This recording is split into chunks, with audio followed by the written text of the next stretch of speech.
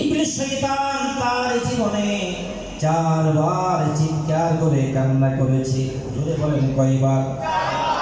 ইবলিস শয়তান তার জীবনে 4 বার চিৎকার করে কান্না করেছে। একবার হলো যখন ইবলিস শয়তানকে রব্বুল আলামিন অভিশপ্ত ঘোষণা করেছে,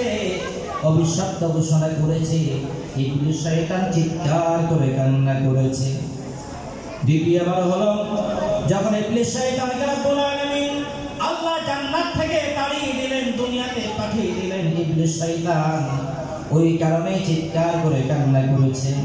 তৃতীয়বার হলো যে রাতের মধ্যে আল্লাহর প্রিয় নবী এই দুনিয়ার জমিনে আগমন করেছে, দু জাহানের বাদশা ইমামুল আম্বিয়া নবীর আগমন যে রাতের মধ্যে হয়েছে, ইবলিস শয়তান চিৎকার করে সে কান্না করেছে। তার সহজ করে বলল, উস্তাদ আজকে এত জোরে কান্না করার কারণটা কি? বলে শুনে নাও, আজকে পৃথিবীর মুখে এই রাতের মধ্যে রব্বুল আলামিন এমন এক নবীকে দুনিয়াতে পাঠিয়েছেন যে নবীর আগমনের কারণে দুনিয়া আলোকিত হয়ে গেল। যে নবীর সাথে আমি ইবলিসের কোনো ক্ষমতা চলবে না। আল্লাহু আকবার বলেন। আমি ইবলিসের ক্ষমতা সব জায়গায় চলে, সব আসমানে চলে, জমিনের কোনায় গেলে সব জায়গায় চলে। আমি ইবলিসকে রব্বুল আলামিন এমন পাওয়ার দিয়েছে, মানুষের রোগে রোগে প্রবেশ করে গুনাহ করানোর জন্য, ওয়াসওয়াসা দেওয়ার জন্য সেই পাওয়ার আল্লাহ থেকে আমি খুঁজে নিয়েছি। কিন্তু মুহাম্মদ সাল্লাল্লাহু আলাইহি ওয়াসাল্লাম এমন একজন ব্যক্তি দুনিয়ার জমিনে যার সাথে আমি ইবলিসের কোনো ক্ষমতা চলবে না।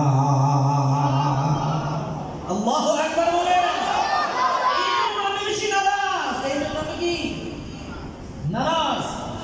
এবার 4 নম্বর হলো কুরআনুল কারীম হলো কয় পারা? 30 পারা। কতটা সূরা? 114 খানা সূরা। কুরআনুল কারীমের 114 খানা সূরার মধ্যে যেই সূরাকে উম্মুল কুরআন বলা হয় সূরাতুল ফাতিহা, যে সময় রব্বুল আলামিন সূরা ফাতিহা নাযিল করেছেন, সূরা ফাতিহার মর্তবা মর্যাদা দেখে ইবলিস শয়তান খুশি হতে পারে নাই, চিৎকার করে সে কান্না করেছে। তাহলে কয়বার?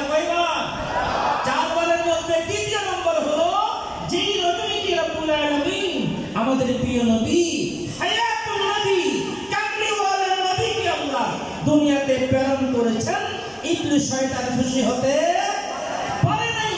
এই জন্য ইবলিস শয়তান রূহানি বাচ্চা যারা আছে তারাও খুশি হতে পারে না নবীর আগমনে। ঠিক কিনা বলেন? বাস্তব না বলেন? আপনি কেমন মুসলমান? নবী দুনিয়াতে আগমন